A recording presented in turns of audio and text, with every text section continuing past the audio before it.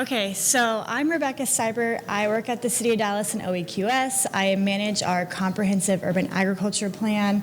We can hop to the next slide if you don't mind. Sorry, we don't have the clicker, and I'm not loud enough. Okay, so I'm actually gonna breeze through this pretty quick because we are behind on time. And you guys just heard from Sue, and she covered all of CCAP. But what you do need to know is that our Comprehensive Environmental Climate Action Plan is, again, the umbrella for our Urban Agriculture Plan. And really, the Urban Ag Plan is the resiliency arm. And whenever they were doing that community planning for the climate plan, folks were like, hey, this critical issue of people having access to fresh and healthy local food is a big deal. So it became Goal 7. Goal 7 has these 3 targets on it, basically healthy, affordable access and local commercial food sourcing and increasing urban garden acreage. So my plan that I manage, its directive is to work on driving all of those targets. And we do that primarily through the increased production of food here on Dallas soil. So we're going to advance to our next slide. Thank you. What was that term, food on none? So the plan's directive is to increase food production on Dallas soil. In order to, again, the CCAP targets were increasing healthy local access, increasing urban garden acreage, and then increasing local commercial food sourcing. In order to do any of those targets, you have to first have a supply of locally grown food. So this plan, again, it's a 5 to 10 year framework, really with I just told you what the main directive is, but the way we're accomplishing that is through a range of ordinance updates, a program development and activities, and then of course, equitable access. So we can go on to our next slide. What I really want to get to is some of the programs we have going on that can potentially benefit you guys in your spaces. But as a 5-second overview of the Urban Ag Plan, it is 5 recommendations. We did a year of community input. We did community feedback after we had the plan. So all of these recommendations were heavily vetted. We had about 800 folks in the process of giving us input to the demand for agriculture in Dallas. And then once we had drafted the plan, we went back out. We did 14 in-person feedback sessions. We did 5 focus group workshops on the recommendations, with a total of about 3,500 impressions that we got on the draft plan, came back, reworked it, incorporated things that people had to say. So this is the final order of our recommendations. The number one thing we heard from our urban ag stakeholders was that they struggle with some of these regulatory barriers at the city, whether it's a certificate of occupancy, access to water, things like that. So that's our number one recommendation. Our second one is to support land access, and I'll touch on some of the solutions in there later. And as a side note, each of these recommendations has multiple solutions underneath them with immediate action items associated, and then we have metrics to track those action items. So again, this is just the high-level version. But within the supporting land access, one of the solutions was to create a GIS web map app. So that has been created, and we're looking to launch that in the fall. And that will be a public tool for folks to use. Our third recommendation is to provide basically education, resources, workforce development around agriculture. And some of the solutions in there include an online resource page. So that resource page would be hosted by the City of Dallas. It would include everything from minute details like USDA contacts to a weekly event calendar of different items that are happening in the Dallas area. As well as like job opportunities or education opportunities. The fourth recommendation is to facilitate collaboration among our urban agriculture stakeholders.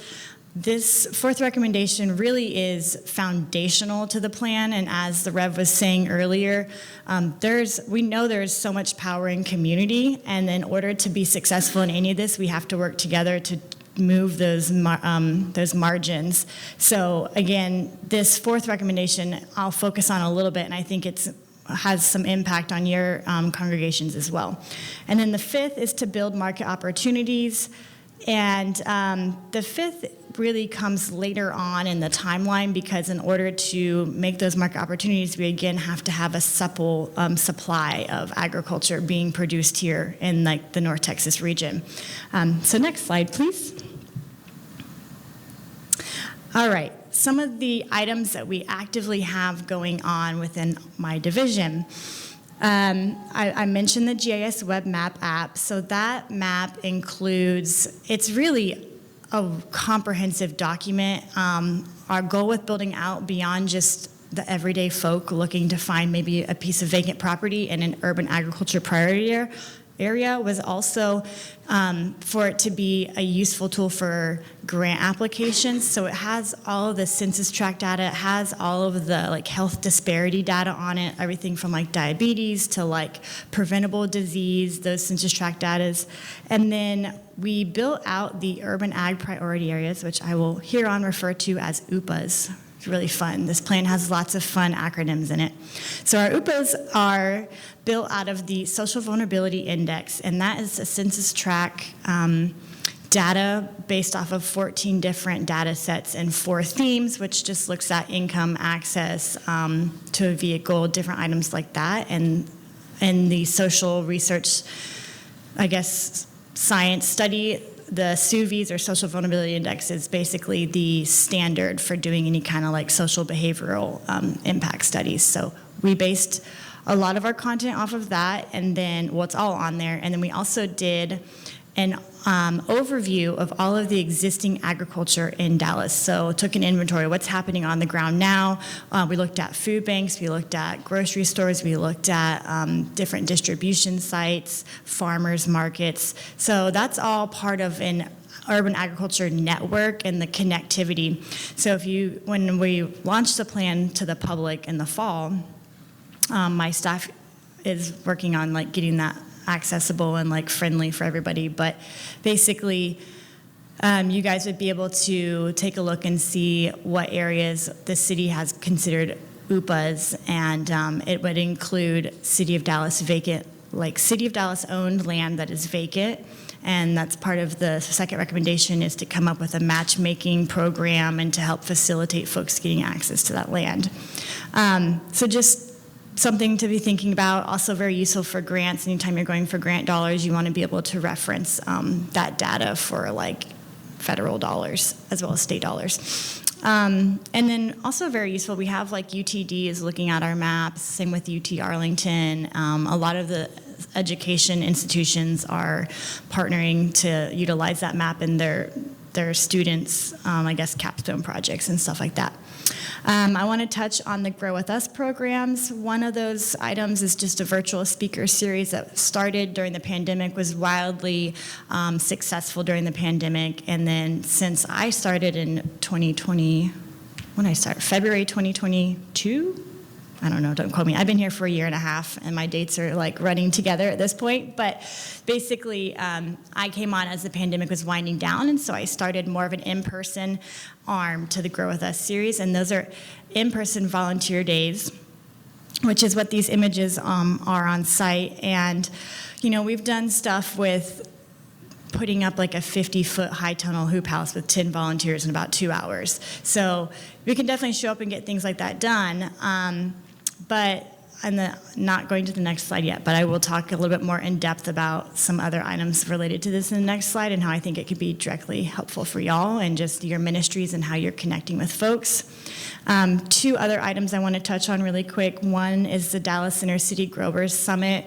So we hosted that in February of this year. We're currently in the process of working with our external stakeholders to get ready for February 2024 already.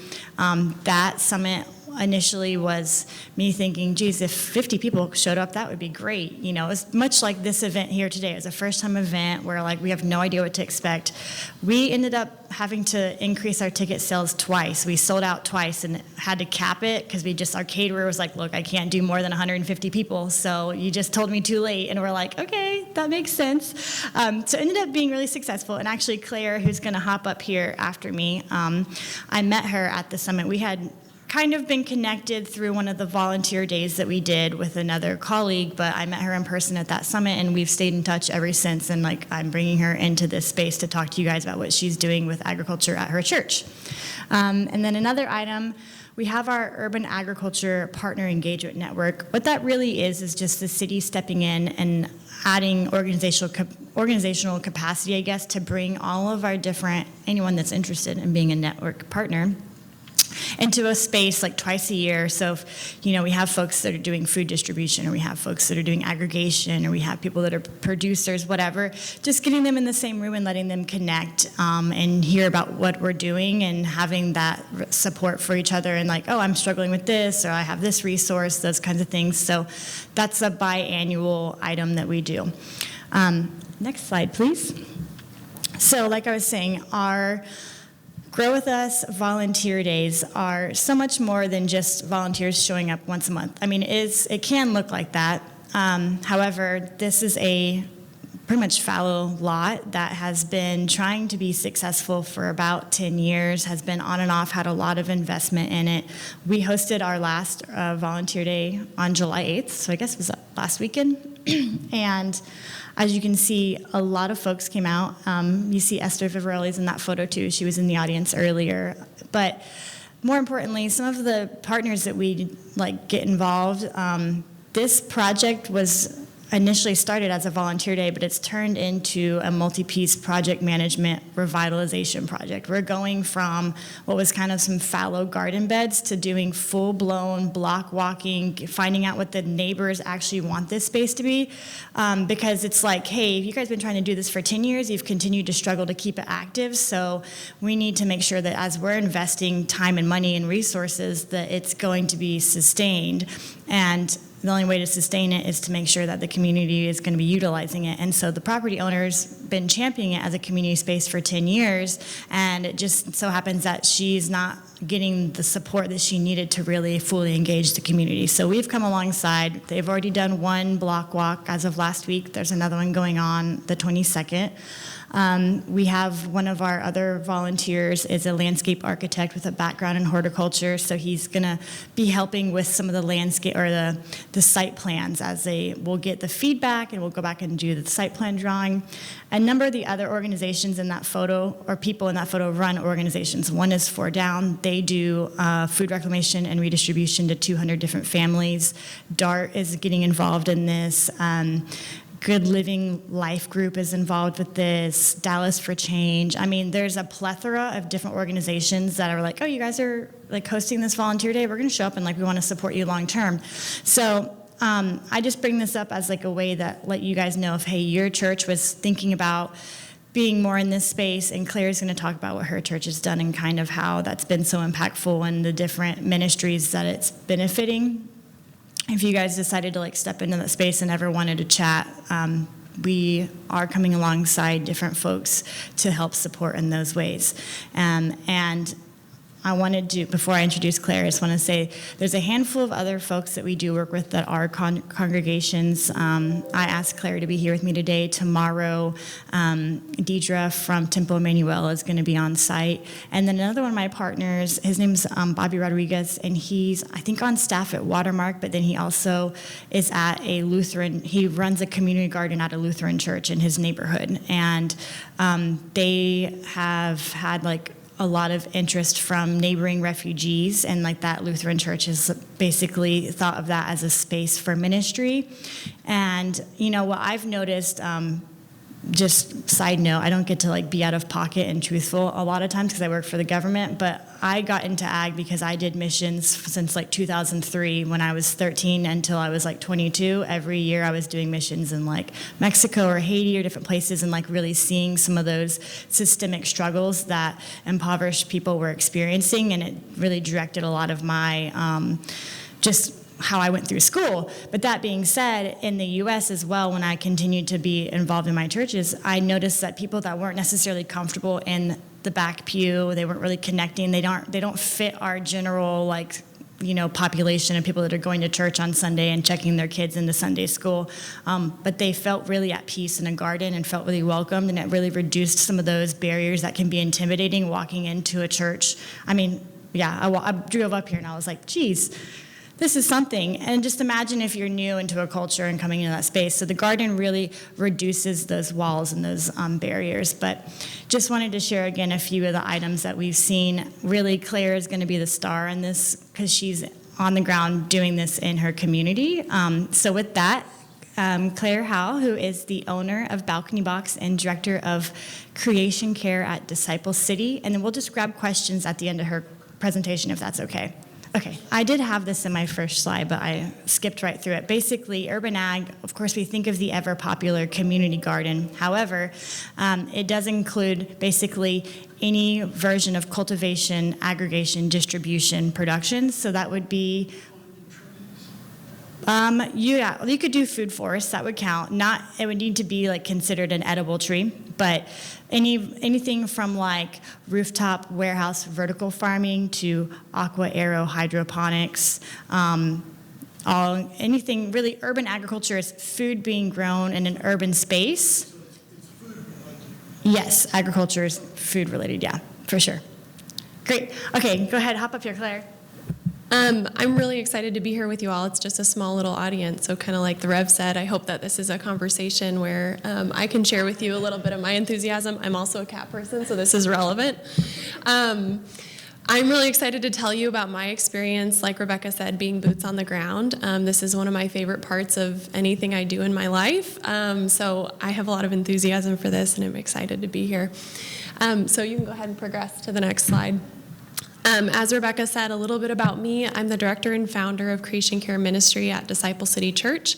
If you're familiar with the Oak Cliff neighborhood, if you drive straight down Hampton, we're in the Southampton area, and we're that giant red brick church that has been a Hispanic church for a long time, and it just changed ownership, I think it was 2 Augusts ago.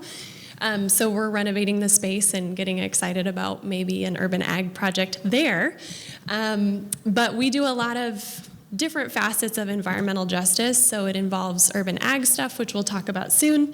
But it also talks about a lot of the heart of stewardship that the Rev was talking about. So cultivating thoughtful consumerism in our people, thinking about where is our waste going? How are we impacting the most marginalized people in our community through an environmental lens? So it's really interdisciplinary, very multifaceted. I love it. It's really fun. And as an extension of that, we started the Eagleford Community Garden, which we'll be kind of workshopping through today. That is over in true West Dallas. Oak Cliff is a little bit more south, but this is a little bit more west. We're looking at like 30 and Chalk Hill, if you're familiar with the area. And then finally, I'm the owner of Balcony Box. I do a lot of garden design consultations, education. So this is what I'm doing all the time, and I love it. It's really fun. You can go ahead and progress.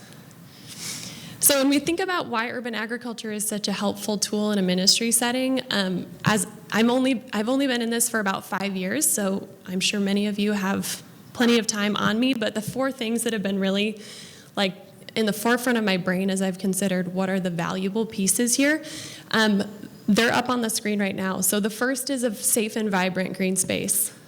The second is creating a community gathering spot where, as Rebecca said, anyone's welcome. The third one is creating access to nutritious food, and then finally skills and education about how to grow and also cook that food. And all of these things are really impactful for your community wherever your congregation is located. The next 4 slides are going to be covering each one of the 4 of these, and we'll kind of go into why I think this matters and then a little bit of how we've done it at our specific spot. So the first one is a safe and vibrant green space.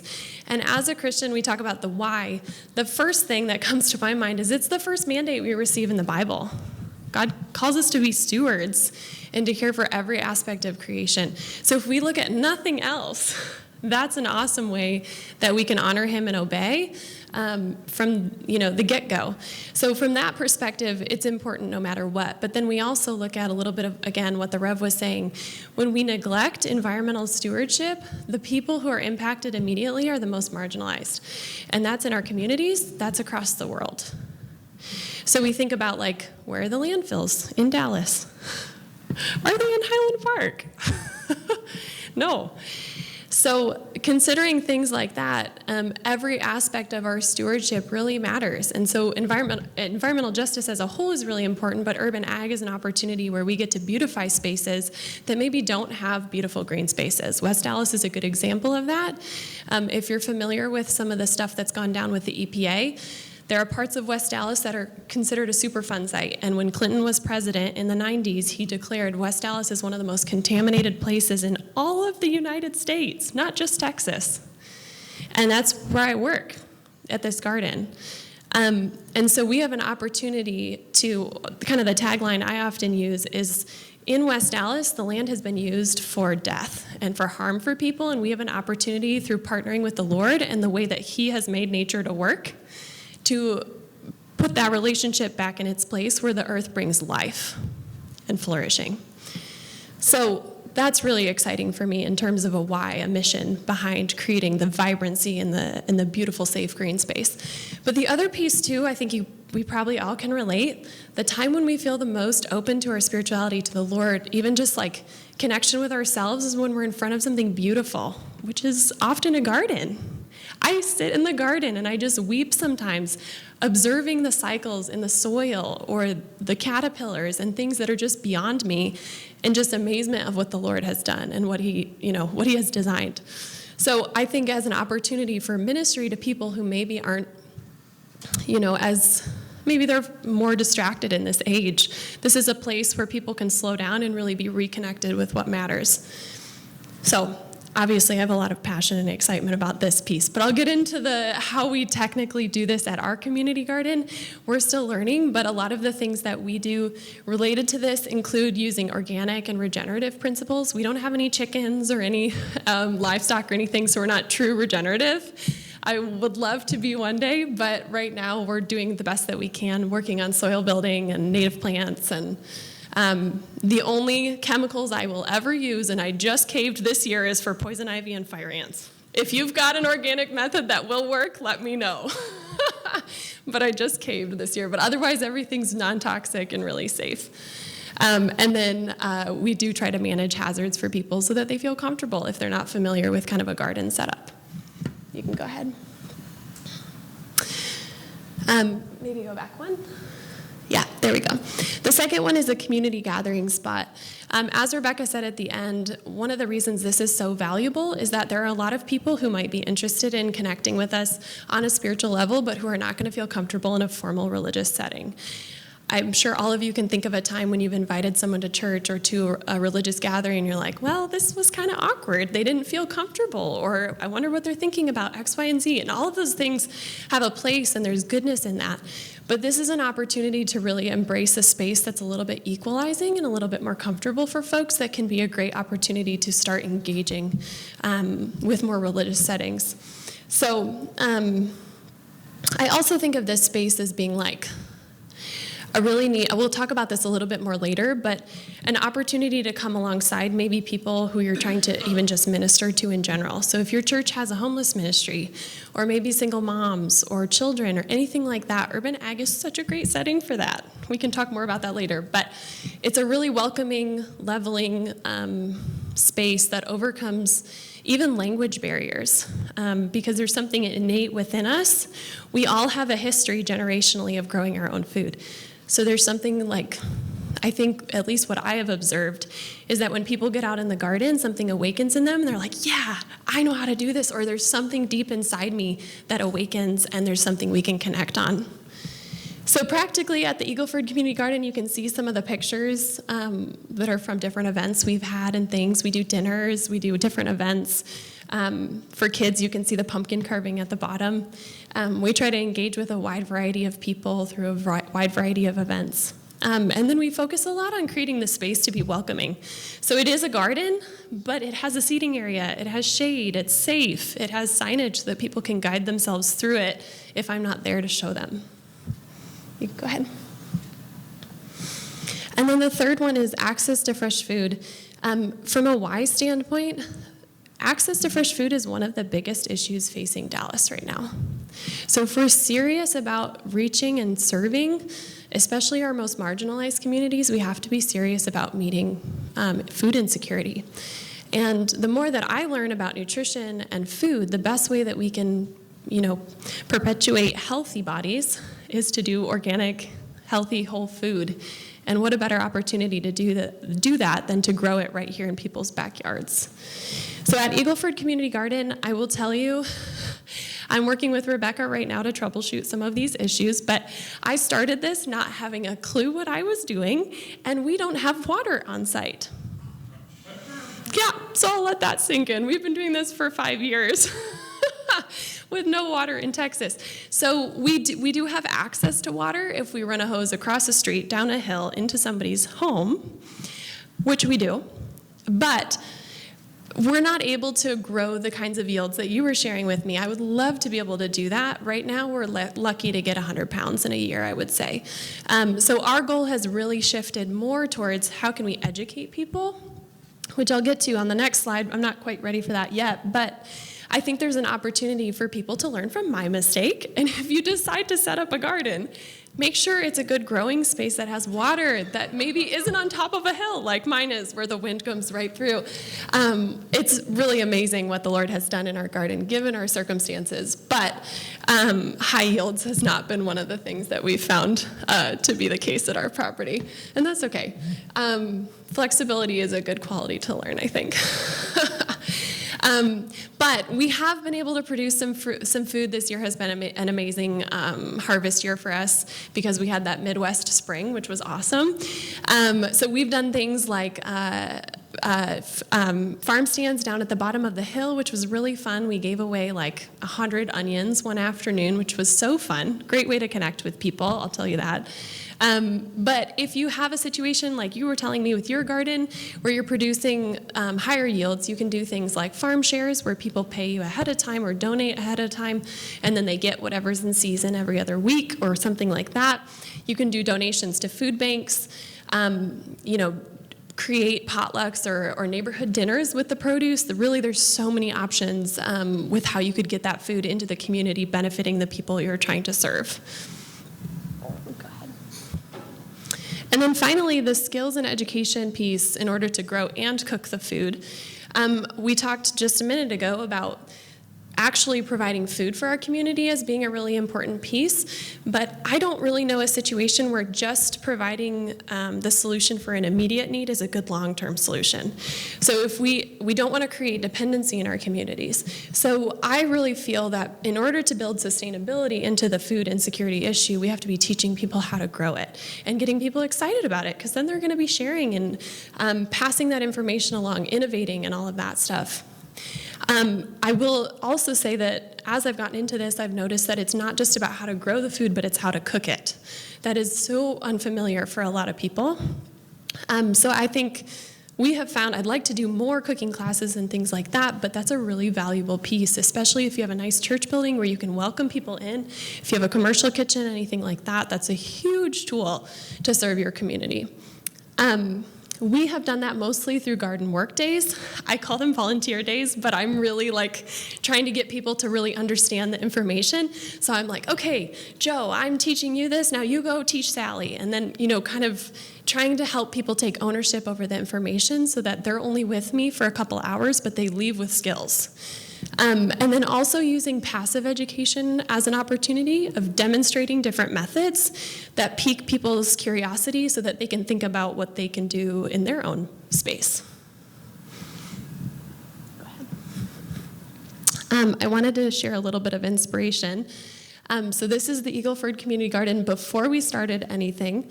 On the left-hand side, it was an abandoned community garden before we started, so you'll see kind of some bones of raised beds and whatnot. And then after our first garden work day on the right, you can see where we mowed everything down. And then if you go to the next one, that's what it looked like last year. I haven't updated with pictures this year, but it's even more vibrant and beautiful.